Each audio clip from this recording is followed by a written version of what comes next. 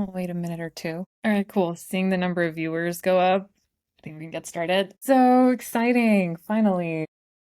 What's next for Octant? Cool. So welcome everyone. This is the Octant team for the first time together on a live stream here. We're planning to do a lot more of these, but before we get into all of the cool things we're going to get into today, let's start with some intros.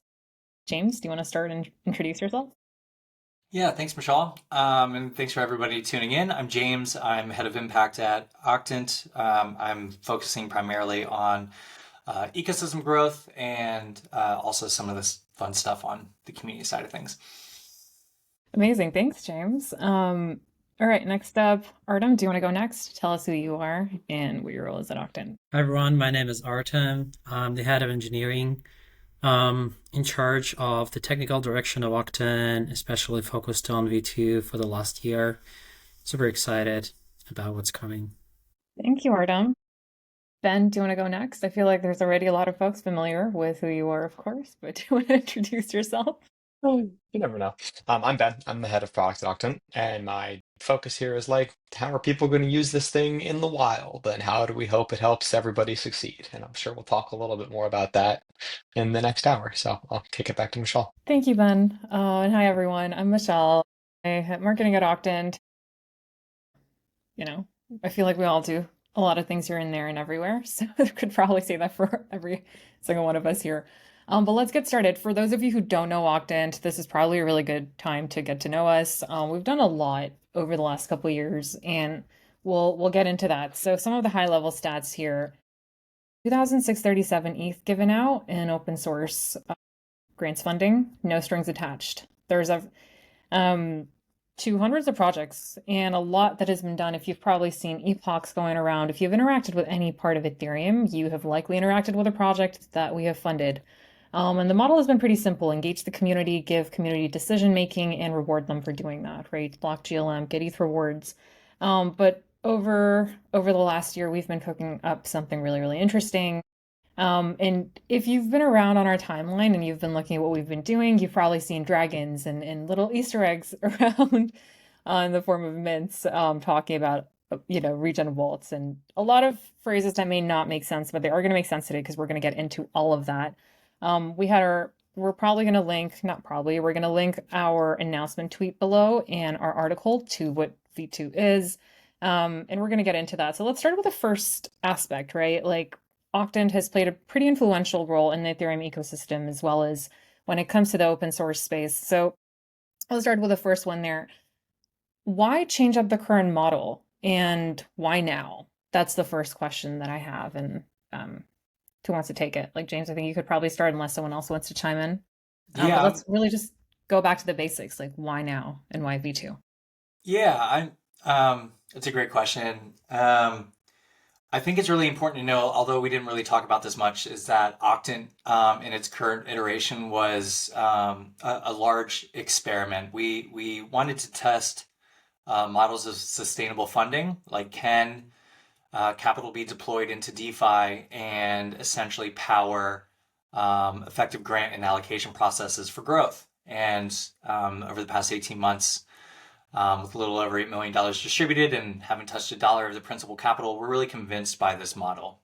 But the thing is we're not able to fund what is central to Ethereum by ourselves. There's a lot of ecosystems out in the space that are both capital rich and also providing mechanisms that can create sustainability much more broadly than we can on our own. And so I think the time is right for us to really begin championing this model for the entire Ethereum ecosystem to align around. There's a lack of transparency right now in funding. I would imagine that there's a lot of issues that are taking place in funding right now. And so if we're able to build this funding graph that Octant inherently has as being a bridge between both how you provision capital and how you allocate it, I think it can really solve a lot of funding problems for Ethereum, and so that's why we're moving forward with this next step. I don't know. I Anyone love that. jump in on that? I actually wanted to add an important context here and a little bit of, yeah, I think some insights that a lot of people don't know. Um, So we have funded a lot of projects through our Epochs and, like James said, right, over $8 million in grants funding. But we've been doing a lot of investment, and essentially we've been quietly doing the work when it comes to supporting builders and understanding what builders need in terms of support. So we have actually funded the State of Web3 grants research reports that have come out over the last year or so. We've closely worked with the folks at MetaGov, have helped understand what builders need, and have been on the ground across over the last year and a half, really focusing on understanding what drives growth, right? Not just from like a financial perspective. There's a lot more that goes into it, and have been running a lot of different experiments, not just from the financial side, but really going into what can be valuable, what can lead to project sustainability. A couple of things that I think were really, really good programs that we have been able to really grow from our partner funding rounds. So if you recently saw the ENS, or if you were in the GiveUp ecosystem, you probably have been part of the funding round that was going on. We had close to 100 projects get funded, and that was really one of our experiments. There's a lot more in terms of the builder side, going into what can lead to growth, PMF, like a lot of things around distribution that projects don't really think about. But we thought, hey, why don't we actually run these by bringing the best folks into the space? But going back to our why, and kind of switching gears now to V2. So Ethereum growth, but there's a lot in terms of the ecosystem growth side, which has been interesting too. And I'd love to kind of get your take. We've spoken about this publicly, of course, as well. But outside of just the Ethereum growth side, tell us more about the ecosystem growth side. How can different ecosystems really grow from V2 and Octant specifically as they look into this? I think that's a Ben question, but I'm happy to answer it as well. I can answer. So I think fundamentally, one of the things that we're seeing and one of the things that we've proven as Octant over the last 18 months is that there are a plethora of ways to make magic internet money turn into more magic internet money in crypto. And I think there's a pretty big argument that it's like that's the one thing we're good for at this point in time. How do we help people with money make more money on top of it? As a result of that, we are filled with players who have lots of money that is sitting static or in kind of not so great treasury management situations. And we feel quite strongly that instead of organizations taking their capital, taking the principal, and giving it out in grants, they can think a little bit more long term, think over a 2, 3, 4, 5, 10-year horizon, and actually focus on growing their ecosystem in a manner that doesn't deplete their treasury, doesn't deplete the principal. And effectively, what we're looking at with Octant V2 is taking all of the various ways that people do capital accumulation, yield bearing strategies, solo staking, sequencer fees, whatever it is, and plugging that into your capital allocation strategies. So, how are you actually funding your ecosystems? How do we make your ecosystems grow based on the growth that you're seeing of your own treasury? Octant V2 is pretty agnostic when it comes to the types of yield bearing strategies you can use, as well as the types of allocation strategies we can use. We're really just fundamentally building the connective tissue that says plug your treasury into some DeFi tools, do some cool stuff with it, and then send that straight into your ecosystem. And I will kick it to James to flesh that out. Yeah, I mean, there's a lot of different ways in which ecosystems grow. They can do community activations, quests, things like that. There's a lot of different ways in which you can run grants. For us, I think we see grants, when wielded effectively, as a very good growth tool for ecosystems. I know grants kind of have a love-hate relationship because of their ability to fall a little flat if there isn't a lot of intention and solid programming around it. But we're quite convinced that when you do grants the right way, they are a very effective growth tool. And so, as Ben was alluding to before, thinking a little more long term in how you are funding that growth. And so, like you said, building this connective tissue or this bridge so that you're able to provision capital in a sustainable way, and then use that capital to grow your ecosystem either through grants or some other types of programs that you feel confidently are going to add value. So we just want to be able to create that pipeline or that bridge so that there's an aspect of sustainability built into this rather than depleting down into your treasury. Hell yeah. I mean, it kind of feels like a no-brainer, right? Like, why should you use your principal if you can actually just use rewards to fund it? And Octant has been one of the best examples of that. Fully sustainable in terms of funding. Everything we've given out has been through staking rewards. And so that feels like one of the best use cases. But a question I have now that you did speak about the grant side, in how the different, all the cool ways that a lot of this capital can be allocated. So with V2, can ecosystems really just deploy? Is there a certain way that they're supposed to deploy capital? Is it really up to them? Like, tell us more about the flexibility side and what can be done with the capital. I think that's a me question. Um, Too. That's Yeah, go for it. that's a me question, and then that's an Artem follow up on the actual technical details of what I'm about to say. We're pretty, again, I want to keep using that term agnostic. We don't have a preference for the way that you come in. You should be able to take V2 and build the strategies, build the allocation strategies you want. That said, when we launch, obviously our MVP will come with some stuff out of the box. We're going to have a couple of capital strategies so we've got two different routes. There's one called direct contribution and there's one called regenerative contribution. And effectively, those have the same end result, which is you've used some cool DeFi stuff to earn more money on top of your magic internet money, and then you push that into your ecosystem. The regenerative route is much more baked into Octant V2. So like if you come to Octant V2 and you want to set up your entire management tool inside of the system, you select one of the 3, 4, 5 strategies we'll launch with, and you say, I'm going to deposit this token, and I'm going to then have this yield donating vault that's going to push my yield into this router component, and then I'm going to use that to set up my ecosystem growth plan. That's inside of Octant. The other route is something called the direct contribution route, and there are loads of organizations who already do treasury management of some sort. They use Carpatkey, they have private people making trades out of a Gnosis safe for themselves to make more money on top of their money. Like whatever it is, we don't really care what you're doing to make money. I hope you're not doing anything illegal and you're not breaking any rules and all of that stuff. I feel like I have to come out and say that as a disclaimer, like, please, we don't want your stolen money. But if you already are doing treasury management, we don't want to ask you to set up a new position and come into Octant. So there's this direct contribution route where you can basically say, at a set cadence, every day, every week, every month, every 3 months, I'm going to push X% of what I've earned into that Dragon router again. So we're kind of aligning this so no matter how you want to earn yield or how you want to earn money, you can do it inside the system and have it pushed that way, or you can do it external to the system and just bring in that extra principal or that extra yield that looks like principal in that case into the system to run your ecosystem growth. Artem, you want to add to that? Yeah, thanks, Ben. I think it's a good high-level overview.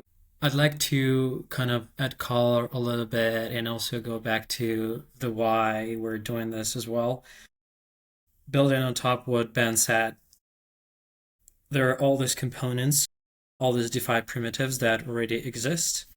And instead of using the capital, we are creating these strategies that you can use out of the box using one of those routes that Ben pointed out.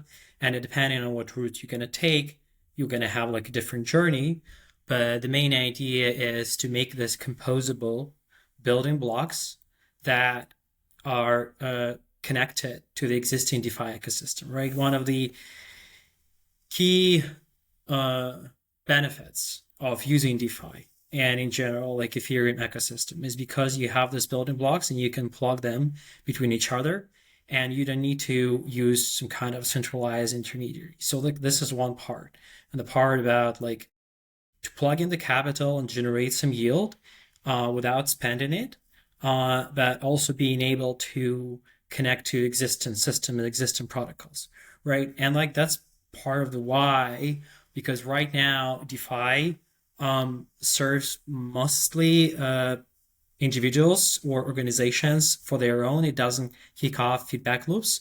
There's nothing wrong with that. This is great. This is the main first step in the DeFi ecosystem, but we're essentially taking that and dogfooding in order to use these models to bring this to funding. And this is the second part as we're bridging this towards the allocation mechanisms and allocation strategies.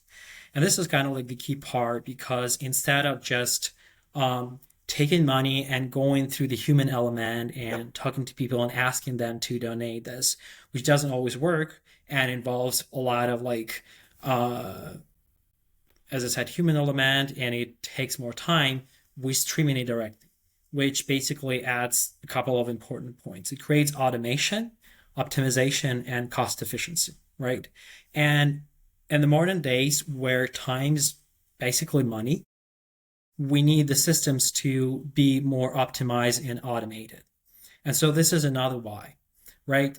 You don't have to kind of spend time making decisions every day. You automate this process and then you come back to the system from time to time and you just readjust, right? And we have all this like value flows through the network of funding from DeFi space to regenerative finance space, right? To the funding space. And all of this connected to the capital, and as James and Ben said, is about sustainability, right?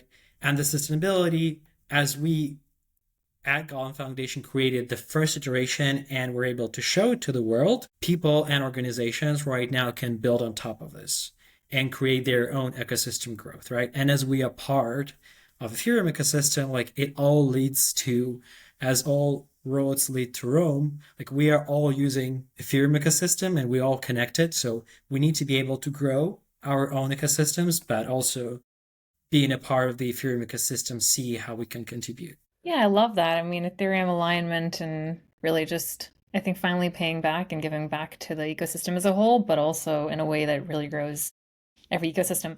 I kind of wanted to go back to you because towards the why question, because a lot of this did start from a certain Degens and Dragons inspiration and thought that did start from you. So I'd love for you to share more about the story and the origin story, if you will, around how this started and also like your why. Well, I mean, the Dragon started originally like back in the day where like Golem Foundation as one of the dragons was created by the founder, the idea that like there are all these organizations that sit on a pile of gold, right? And they just don't want to get out of this pile of gold because like dragons don't like getting out of the pile of gold. And as we started like thinking through V2 and what we can do on top of proof of stake, just because that was what V1 is about. It's solo staking and supporting the Ethereum ecosystem. We started looking into the DeFi and other Ethereum staking protocols. And part of the problem was that like we have all this Degens and Degen games and DeFi vaults, including DeFi protocols and ERC-4626 vaults that kind of like created this explosion and standardization of different DeFi primitives. Like all these people are mostly connected to the Degen side, but they are not really into, let's say, region side and not into funding. And I was basically thinking, how do you combine the dragons and this Degens? And it just like, I mean, it's Degens and dragons.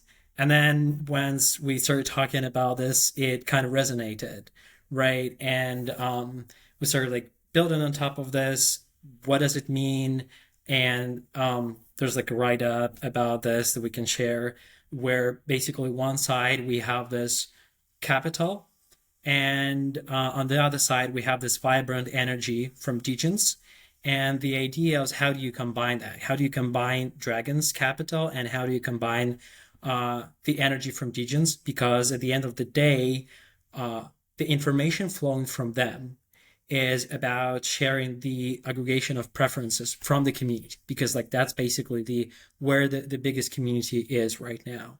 And as we were designing V2 and thinking through this, we came up with a couple of mechanisms that kind of allow to align the interest from the Degens, also regions, but also Degens of participating more in this funding mechanisms and like bringing this two key elements together so we can combine them and bring more interest to both DeFi and ReFi at the same time. Absolutely, and thanks for walking us through that, Artem. And we're going to come back to some of the vault innovations that we're going to be seeing with V2, and we'll come back to that in a little bit.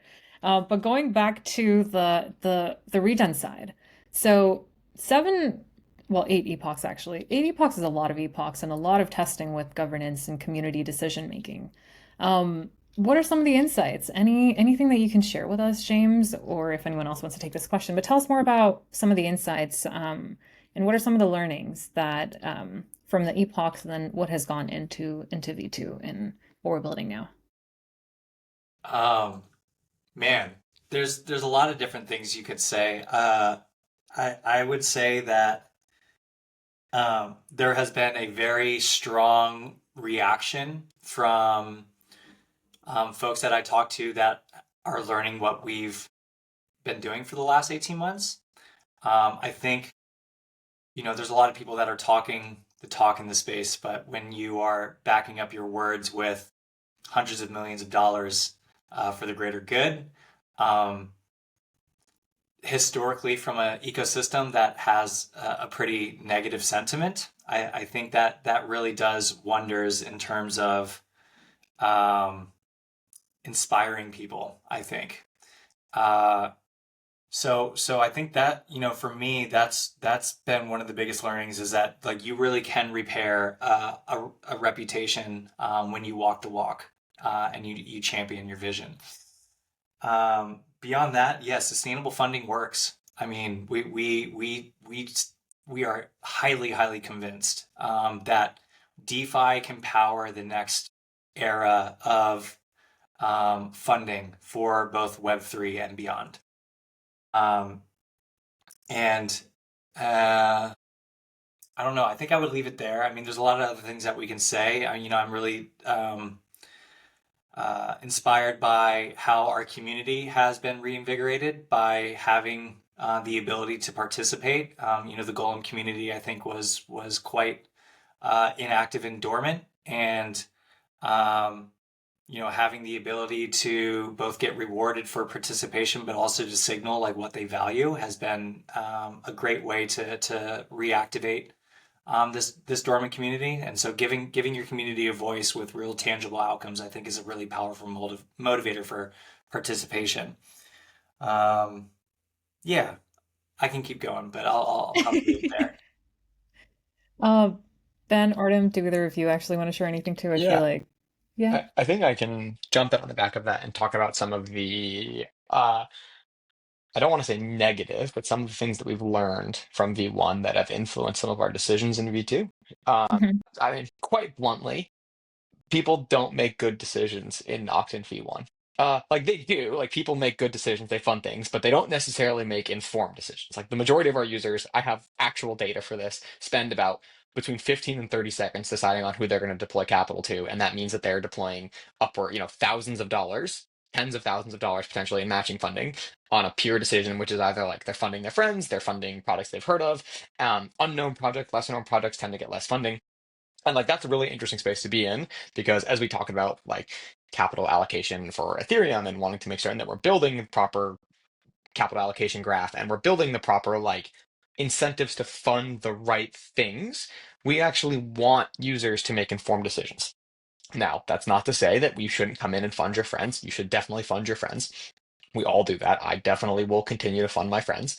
But we also want to incentivize people to take the time to get to know the projects that are in the ecosystem around, and we want to teach people, not teach people, we want to show people that the participating in this like granular level of ecosystem governance, you are being given the responsibility if your dragon or your community says we're going to do a community vote or we're going to fund through quadratic funding or quadratic voting, like you are being given a responsibility as a regen at a level of granularity to govern your ecosystem in a way that no one else is doing.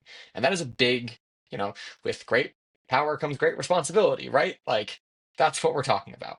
So one of the things that we're trying to balance, and as we learn through this, is how do we give regens the right amount of information that they don't have to spend 15 hours doing research, but are still making what we like to call informed allocation decisions, and how do we incentivize them to do so? So yes, you should fund your friends, but also doubly down on that, yes, you should fund the things that are good for your ecosystem, and we should reward you for making high quality decisions.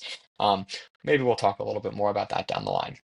I think on the other things that we've learned, like there's a boatload of entry point and onboarding and like minute UX UI details we've learned from U1 that we're slowly working through and fixing. I'm sure some people in the audience have signed up for the user tests that we asked for today. I know that because every single slot got taken up in the first hour, and now please stop emailing me asking for more slots because I don't have enough time to talk to you all, but we'll do more in the future. Um, I think Chris is listening and he's probably smiling as I said that. We do But all yeah, love you. so Like we do love we, that you're so excited and that you really want to talk to us, and we really want to talk to you all too. So just like a preface there. um, but I think there's also these like more nuanced things that we've learned about how to engage broader communities, how to bring more organizations in, and that's like part of the reason why we're moving Octant to be accessible to other dragons, because having it just be tied to GLM is a pretty severe gatekeeping mechanism. Most people don't have GLM, and then when you come to Octant, there's no on-ramp to get GLM right now, and that makes it pretty hard to participate. So like, how do we solve that problem? Well, what if you can use another token? Like, what if your ecosystem your dragon says, I want to use my dragon token. I'm going to use Ben coin, and you guys can all vote on the things that I care about, which tends to be video games and Dungeons and Dragons. So maybe we'll do that round at some point in time. Uh, Beyond that, I think that we've learned quite a bit about like how to keep projects happy. So there's this like nuance between how much information can we give to the regens or the dragons to help them bring projects into the round, but also how do we not like rebuild the horrible, miserable, bureaucratic grant system or funding system that we have in Web 2 or the governments. And like that is something that people on our team, myself included, have traumatic experience with. How do we solve the problem of not making it so if like you're asking for $25,000 worth of funding, you don't spend $25,000 worth of manpower to get that amount of funding? So like working through these kind of balances of information versus effectiveness and how we get people to make informed allocation decisions, but how we also keep grantees happy and don't let everybody get fatigued from continuously writing the same grant application or continuously funding projects the same way. There's like all of these, I don't want to call them minutia, but there's all of these interesting details that most people probably don't think about that we've kind of extracted from the data we look at and the way that we talk to people and the way we engage with people. And then it's about taking that and what we've learned from V1 and really crafting a front end, a product, a time cadence for users to engage with in the most effective possible way in V2. Not just for us, but for everybody who's going to come on board in the system and every dragon that's going to use this. Yeah. No, absolutely. And I think one thing that, I mean, people do not read. I read. I love reading, but I just in general, I just also want to preface by saying anytime someone tags us or just tweets, there are people behind accounts who can read what you're writing. And I know sometimes it can feel really, really like crypto Twitter incentivizes like a lot of like angry mob behavior, but sometimes just be mindful there are people who are reading and have to deal with response that has to be some people aren't as positive, but we definitely try to keep a positive vibe. But yeah, people not reading has been so interesting, and we've seen that over epochs where people definitely have shared that sentiment around, hey, we're more familiar with certain projects, and sometimes it can become a popularity contest, which is also something we've run different tests around, like trying to figure out like what can we really do to help in the informed decision making aspect. So that's one that's really cool. But another point that's also really, really cool and has been with V1, and I think will carry on to V2, is really just the fact that you're donating or participating or engaging with the rewards aspect, right?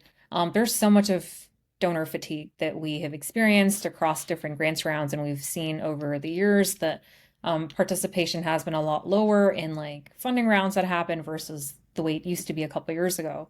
And so when you're participating through a lot of the rewards that you're getting, it just is a very different perspective versus having your actual amount reduce. And so I think that was a point worth noting. But going back to yeah, I want to go back to the grant side because I think, James, that's one that we hear a lot of sentiments around. Obviously, we've put in quite a good chunk of testing and have a lot of work that we've done with grants operators across different ecosystems for this. How do we make grants better? Do we want to talk about that? Like, should we definitely get into that?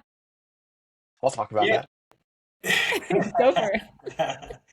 Yeah, Ben, if you want to go first, go right Yeah, ahead. go for it. Oh man, my mouth cast a check. My brain can't process. I think one, and this is something we talk about a lot internally. Grants is a somewhat loaded term. What is a grant? What isn't a grant? I'm giving somebody money. Is that a grant or is that a strategic capital allocation? Who cares? I don't care. I don't think anybody on our team cares. Like, we don't want to fuel grants. We want to fuel ecosystem growth. However, a dragon wants to give away money is what we should be facilitating to be a better action. So some of the things I spoke on before about like how do you not produce voter fatigue? How do you not produce grantee or project applicant fatigue? But also, how do you help dragons or capital allocators make informed decisions on who should get funded in their ecosystem? And I think these are, quite honestly, like what we are trying to provide is the technical solution that will help organizations do this more effectively and in a more capital efficient way. There are still components of this that are just like, how do we provide information and engage with humans who have to make decisions?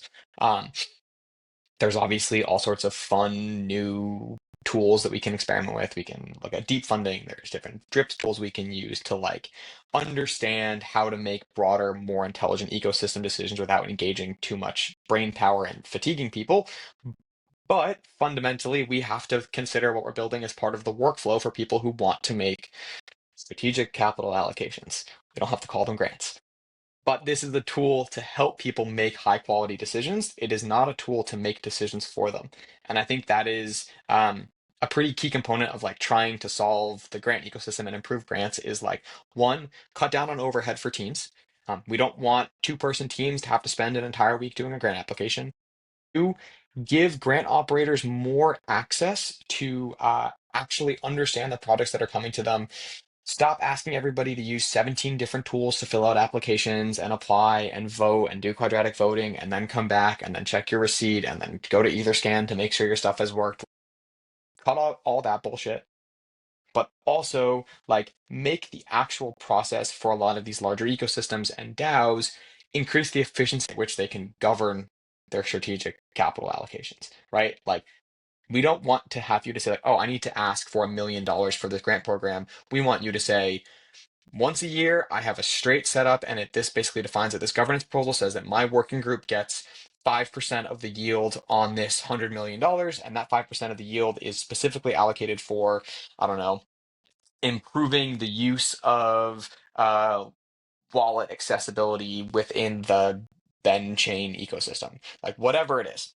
Just give it to them that way and make these like less decisions that are more efficient with less fatigue and directly ensure that the money flows as easy as possible so that people don't need to worry about money. They just need to worry about informed decision making.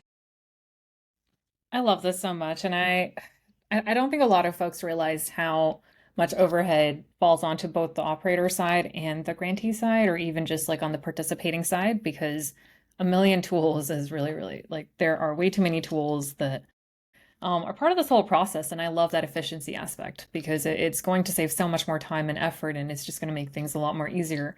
Not a biased take from my side. I do think that Octant should be part of every marketer's playbook because I think one, being able to have budgets in an effective way and then being able to use this from a marketing and growth perspective is probably something that we should start seeing every ecosystem and not to call out names, but I'm probably okay, actually I will because I have tokens from these ecosystems and I have been a part of them for years. So I'm specifically looking at Arbitrum and Optimism because I'm a long time big C for both. I'd love to see Octant being used by both ecosystems because I do believe in both of them and I really want to see them grow. And I think this is such a cool way to be able to do that. Going back to some of the more technical side. Now let's get into the Vault side. Artem, I'd love to understand. You kind of mentioned it briefly when you said ERC 4626. Tell us more about what we're innovating from the technical side. And Octant, what are you excited about? And yeah, I'd love for everyone to learn more about that side because I think it's one we haven't touched upon yet on our socials, and this is really the first time everyone's going to hear about it. Yeah, sure. Thanks, Mashal. Like basically, as I mentioned before, one of the key ideas is we have all this DeFi ecosystem and all these protocols, and they basically exist as similar to banking products. Like we have like lending protocols, we have yield generating mechanisms where you plug in the capital and you withdraw the yield, and basically that's it. That's the end of the story. The whole idea that we have, and it just goes back to how we fund this. We deploy the capital, but instead of just like withdrawing the yield is essentially sent to a designated address. We have different like splitters and routers mechanisms that exist to split the stream into different essentially pockets that are to go to fund your ecosystem or go to reward your community or essentially any kind of split that you want. And this is kind of like one of the main ideas.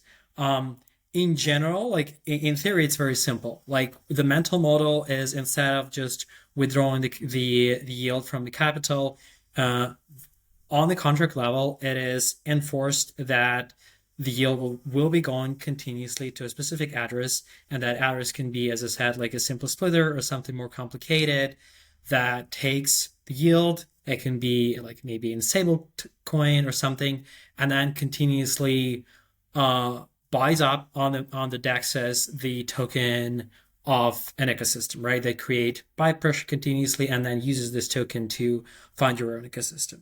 But going back to like DeFi vaults, one of the main standards these days is ERC-4626 vaults, and the choice behind this was to make this compatible with other protocols and other mechanisms. One of the examples in the space is Yarn, that uses 4626 vault to standardize different strategies, and there are a number of people who are working on the strategies, and they're creating like the best potential yield that they think it can be used to reward people who deposit the capital. In our case, though, we're going to have like the basic set of strategies, and people can, in the same way that they can build strategies for Yarn or other protocols, can build the strategies that generate yield that fund your ecosystem. That's like for one thing. Another part is that a little bit more technical. On top of ERC 4626 volts, there's like async volts that allows you to do withdrawal in the two-step way. And this is very beneficial if one of the strategy actually deposits, for example, ETH in Ethereum staking protocols, because in these cases, you need to do like a two-step withdrawal instead of one-step withdrawal. So like all these parts, they are connected to the DeFi ecosystem and essentially can flow into any yield generating protocols, whether it's lending, whether it's something else. And by creating this mechanism and combining these tools, we're essentially allowing people who are not only like self-interested to use this mechanism to fund their ecosystem, to fund their community. And so as our theme is Dungeons and Dragons, if dragons are going to deploy massive amount of capitals like Golden Foundation does, they're basically making themselves sustainable, and they can tweak and choose different strategies that they want, right? On the other side, for the smaller groups, people can deposit this and fund their own communities through this. I'm happy to like go more into the details, but also I'm happy to hand over to James and Ben if they want to go like some other direction here. Yeah, what do you guys want to chat about? I also don't want to get into too many technical details because I am a little bit conscious of time. We have a few minutes left. James, Ben, floor is yours. Anything else you want to share? Tell us more about, we did speak about the sustainability side and more around the different aspects about how Octant can be used by ecosystems. To close off, just any closing thoughts here before we do wrap up? Yeah, I think where we're trying to take this is largely predicated upon how we've tried to conduct ourselves since we launched, which is this idea of a win-win scenario or win-win outcomes. You've heard us talk about Octant V2 being used at the ecosystem level, so any ecosystem in Ethereum using it to grow their ecosystem sustainably. We've also talked, or at least I talked in the beginning, about funding what is necessary for Ethereum. And so this is basically how we envision Ethereum succeeding is everybody essentially accomplishing their business objectives of growth in a sustainable manner, and Octant V2 providing the tooling to be able to do that, but then separately, everybody contributing a small piece of yield towards funding what we collectively need to fund for Ethereum to continue to have that competitive advantage that we all enjoy for the foreseeable future. So I'm really excited about both aspects. Octant kind of sitting at this state level and then also this national level. I think there's a lot of conversation right now around Ethereum alignment and how do we collectively fund what is necessary for Ethereum to succeed. And so I'm really inspired by what we're building and hopefully being able to solve some of these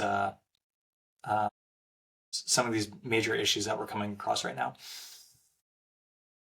For sure. And it's so much easier to say you're aligned, but put your money where your mouth is. I think that's one thing I have, and it's part of my reason for joining, I'd say this project has really just been, it would be a lot easier to not do anything, sit on capital and hoard it, but walk the walk and really put your money where your mouth is. And I hope we get to see a lot more of that from all the other ecosystems who claim to say they are ETH aligned. Ben?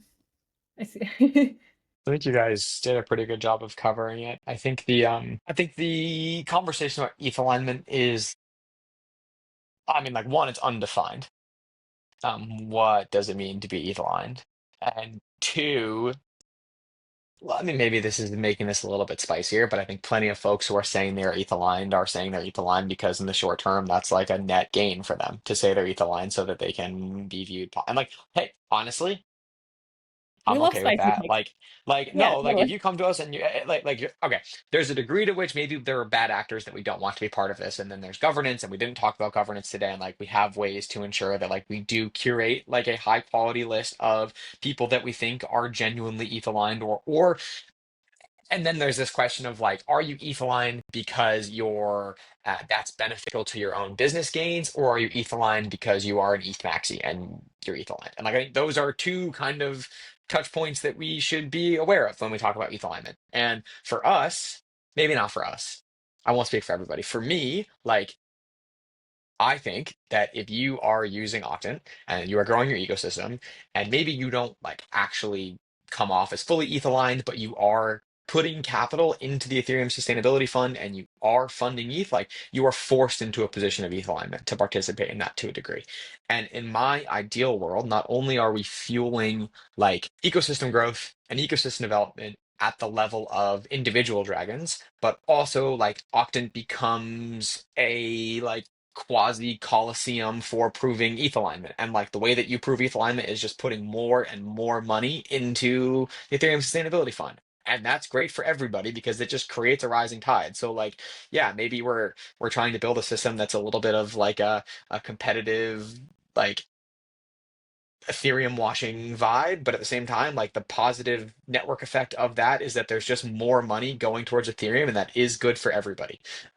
So I, for one, am very excited for the day that like I know that we have the curve wars, but like getting to a place where we have the Octant wars and people are like fighting to see who can put the most money into the ESF is like the pipe dream, and somewhere I really hope we go, and we're gonna have really fun memes about the like Octant Coliseum and Bloodsport to make everybody prove that they're equivalent. Um, Oh yeah. I love the Ethereum washing phrase that you used too. We'll definitely be using that a lot. But it is um they say in an ideal world everybody wins, and I think through V2 everybody does win because you are growing and then you're contributing to growth for the foundational layer that actually helps everybody grow. So I really think that that positive sum game is real here. Artem, do you have any last thoughts? Yeah, sure. I think like I like going like big picture and then at the same time combining it with technical details. So I think like really nothing new under the sun. And like as we've seen the growth of DeFi protocols in the recent years, it's basically like decomposing all the services that exist in the banking system and putting this into more decentralized nature, like lending protocol and yield generating protocol, etc. And so like one way of thinking about this vault, right? And it gets back to like the bigger picture is you can think about this endowment funds, but more like restricted endowment funds, right? They exist in the economy, and the way we work is people deposit the capital, but you cannot spend the capital, right? And usually like you give it up for perpetuity. In our case, you can give it up. You don't give it up, right? You deposit this and then you can take it back at some point in the future. But mostly you use it for your own purposes. The reason I'm bringing it up is because essentially all this new primitives that exist right now in the blockchain space, that it kind of like this, oh, there's this way of interacting and coordinating between the people and economic mechanisms. We take that, what exists in the legacy system, and make it better and make it on-chain and make it open and permissionless. And basically, this is the way of doing this. And it's not always visible. It's like after this, people looking at this and like, oh, that's primitive. And so like we call them yield donating vaults essentially because that what they are. You deposit the funds and yield goes into funding your ecosystem. There are other mechanisms which can be released a little later, and we can talk also about it a little later. They're even more interesting and more composable with existing protocols, and it's even easier to essentially donate yield. I'm not going to go into the technical details today, but I'm just going to give a glimpse. So maybe somebody's going to be more interested, and we'll be able to talk about it later. And it will be like a part of the gradual release as well. So like we're not releasing everything at once. But like just to summarize all this, this mechanism generally exists, but they are usually closed and controlled by either like legacy foundations or not efficient systems. And what we're trying to do, as we said in the beginning, make it more efficient, more automated, more optimized.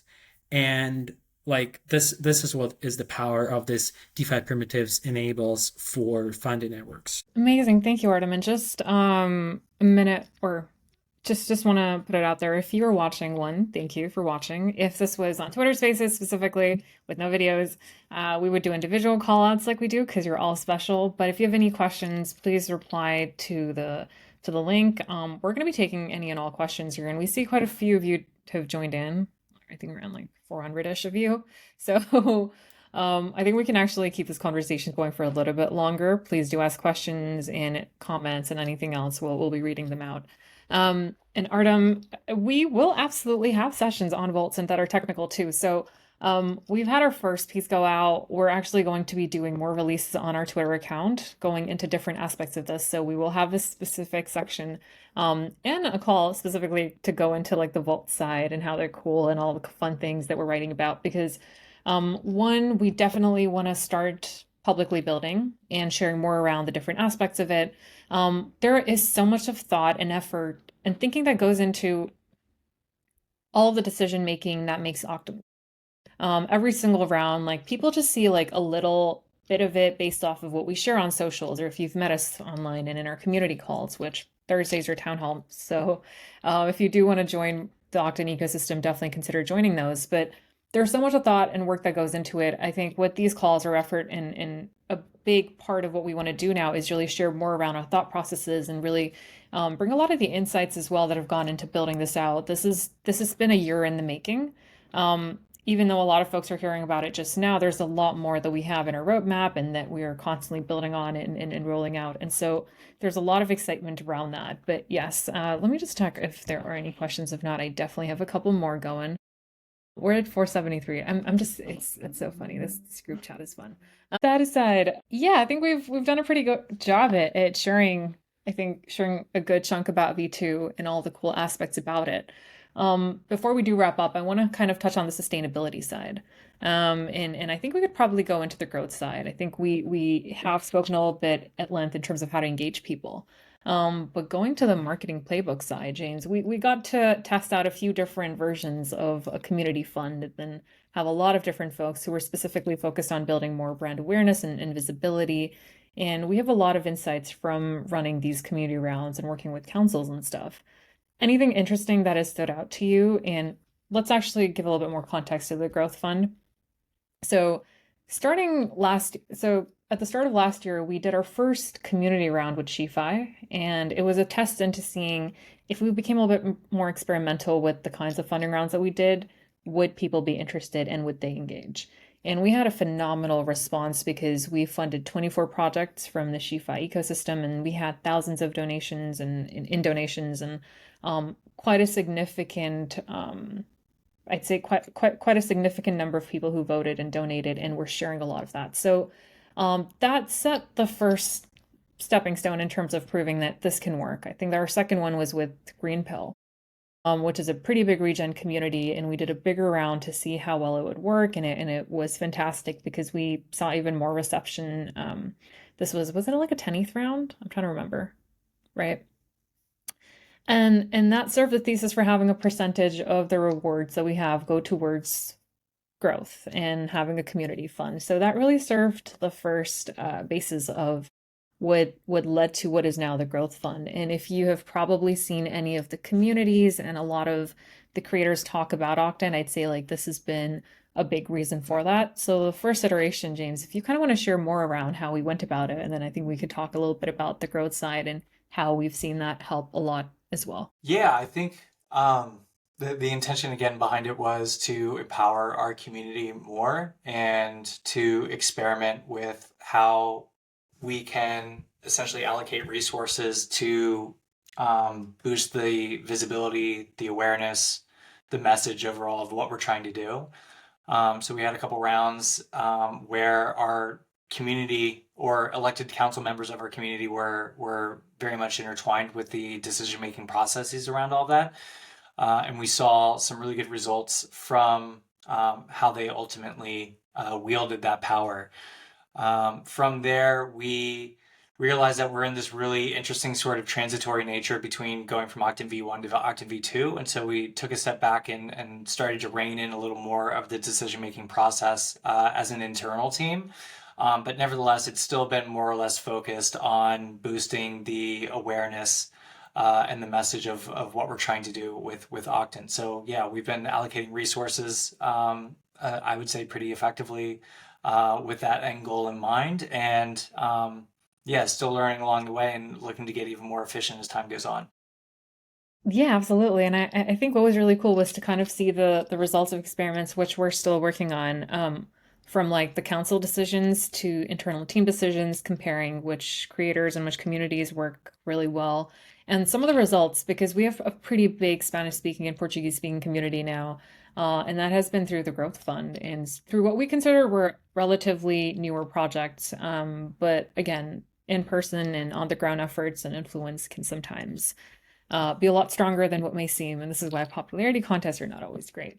But with that, I do see one question that we did get, which was around timelines. So the big question, when can we expect V2 to launch? When can ecosystems start using V2 and Octant? And is there anything that we can share around that in terms of timelines? End of Q3, beginning of Q4 2025. Also, like software development timelines, tentative. We have a target. I'm not going to tell you what that target is because then I'd get a lot of angry DMs down the line. We're end of Q3, beginning of Q4. I don't know if Artem wants to add to that. He probably doesn't want to open himself up to those angry DMs either. No, I think you said it perfectly. Somewhere Q4, yeah, Yeah, planning for fingers that. crossed everything goes well, security audits and everything else. And can ecosystems already deposit capital into the vaults? Can we actually start with the yield generation side? You mean like when the release happens, or It, well, it, yeah, that's the point of the release, right? I would also frame it this way, like if you are a dragon and you want to start generating ETH or generating yield and you're ready to commit like 10 to $100 million to the Octant ecosystem, we'll make it happen. Um, if you are not ready to do that, no. I Let's see also who. just gave Artem a panic. Artem is now internally writhing because I just gave him a panic attack. Oh, no, rest assured, it means yes, we are going to be launching. So these are some of the tentative timelines here. We're going to keep you all updated in terms of any cool developments that do come up. But with that, thank you so much, everyone, for joining. Thank you, Artem. Thank you, James. Thank you, Ben, for being so generous with your time and with sharing everything. And thank you for watching and listening. Again, our DMs are open. Our Discord community is pretty active and we're very involved and we read every single message there. So please engage. And then a couple of interesting things coming up at Octant. We do have our Farcaster round, the Octant Farcaster round that's live. It's the first public goods round on Farcaster. So definitely check that out. We also have a few really interesting events coming up. The first one is a virtual event, which is focused on crypto user security. We see a lot of scams happening in the industry. We're partnering with our Epoch favorites, Revocash, to bring the first virtual event for you to become a safer user. So definitely sign up to that. We're going to be sharing more tweets around that.